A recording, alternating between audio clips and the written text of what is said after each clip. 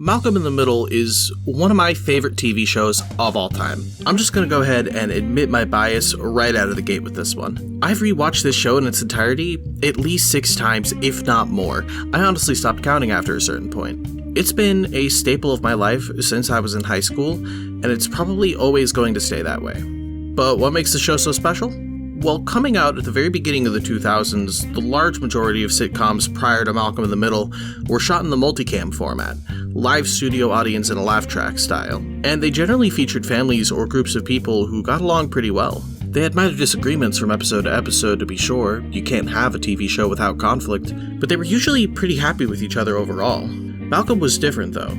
Its success in using the single cam format would end up changing the landscape of the genre, opening the door for other sitcoms to take the format even farther. Shows like My Name is Earl, It's Always Sunny in Philadelphia, Community, and more. But the real lifeblood of this show is in the family dynamics. Malcolm in the Middle didn't feature a family whose members were usually okay with each other being around. You've got an angry mother who's obsessively controlling, an airhead father who can stand to be a lot less selfish, grandparents who are callous and unforgiving, older brothers who make a habit of abusing their younger siblings, a middle child who thinks he's better than everyone else, and a younger child who actually is better than everyone else but never gets recognized for it. There are plenty of moments throughout the show to remind you that these people do genuinely love and care about each other. But instead of that love being the focal point, like it would be in many of the sitcoms that came before it, Malcolm in the Middle thrives through its use of dysfunction. And though I didn't realize it at the time, I think the show made me feel seen. Growing up, my family was no stranger to discourse. I could reach into the back of my mind and find plenty of bickering, plenty of arguments, plenty of disagreements that ultimately went unresolved. We loved each other, and still do, but we didn't always get along very well. And I think it's because of that I can look at a show like Malcolm in the Middle and identify with it. But I'm not going to do a deep dive on my relationship with the show right now, lest this video turn into one gigantic trauma dump.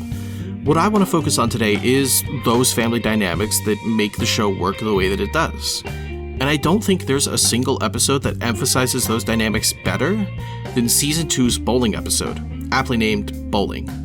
The hook for this episode is that it tells a story in 2 separate timelines. One where Lois takes Malcolm and Reese bowling while Hal stays home to watch Dewey, and another timeline where the roles are reversed. In this episode, we get a good look at both Hal and Lois's parenting styles being tested in different situations. We see what sort of environments Malcolm and Reese are able to thrive in, as well as the ones that they fail in. And we see in both timelines why Dewey really is the best in the family. This episode is very tightly rated, and it has to be to keep you engaged in the differences between timelines. The various ways that they transition from showing what's happening in one to what's happening in another, how some of the jokes flow in between them.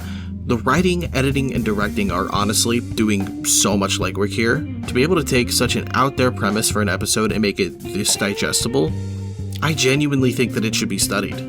If you haven't seen the episode, I'd highly recommend watching it before or even after this video, because what I'm going to do is just plainly summarize what happens in each timeline so I could go into more detail analyzing the characters. And while I like making this type of video, I have to admit that this format simply won't do the episode complete justice if you haven't seen it. So starting with Lois's timeline, Lois finds the bowling alley very easily. Malcolm and Reese don't want her to come inside with them. She acknowledges this, but does it anyway. Lois is missing some extra money from a wallet, so she buys 1 pair of bowling shoes and makes Malcolm and Reese share. Malcolm and Reese notice a popular girl named Beth Ballard, but before they approach her, Lois notices the lack of adult supervision and elects to chaperone the event herself.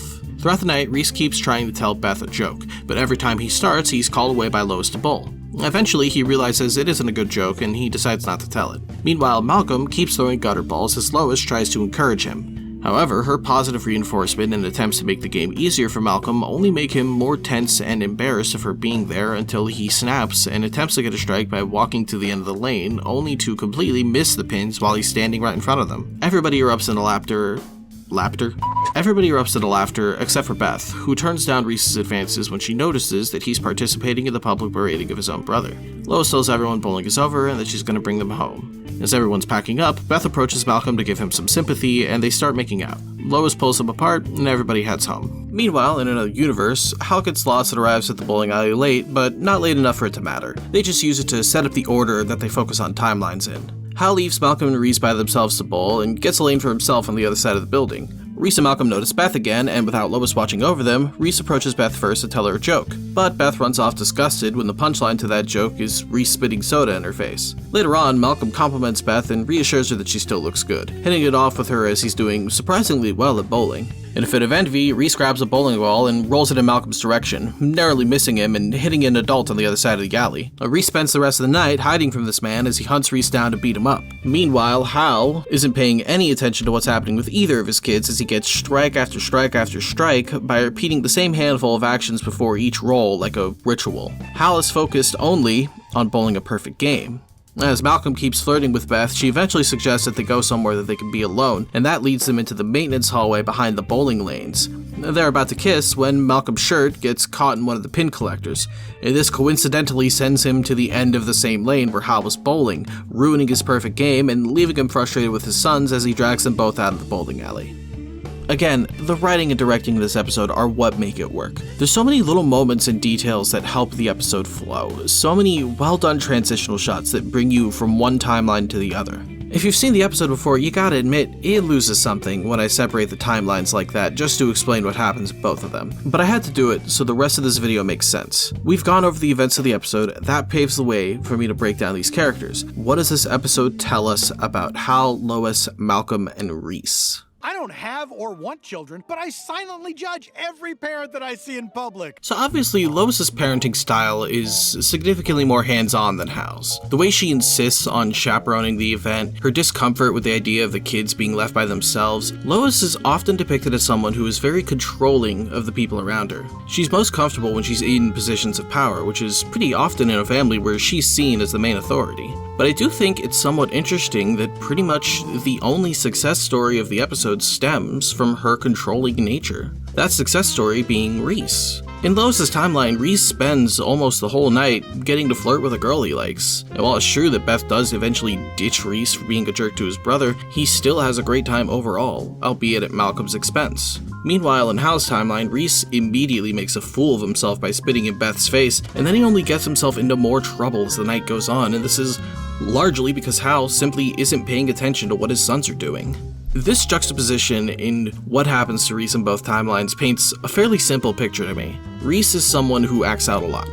We see time and time again throughout the show that he's the kind of kid who's prone to getting himself into trouble, and this episode is no different. For all the flaws that exist in Lois's parenting style, and trust me, there's a lot of them, when Reese is kept on a shorter leash here, he doesn't get himself into any trouble and he still has a good time. It shows us that depending on the child and the situation in general, the right amount of discipline might be exactly what you need. Malcolm is a bit more complicated though. Malcolm's experiences at the bowling alley are reversed between the timelines. In Lois' timeline, Malcolm spends the whole night embarrassed and bickering with his mother, whereas in Hal's timeline, he's the one who gets to flirt with Beth all night, until he gets too reckless and gets swept into Hal's lane because he went somewhere he wasn't supposed to be. A cornerstone of Malcolm's character is his confidence, which stems mostly from him having the largest IQ of the family.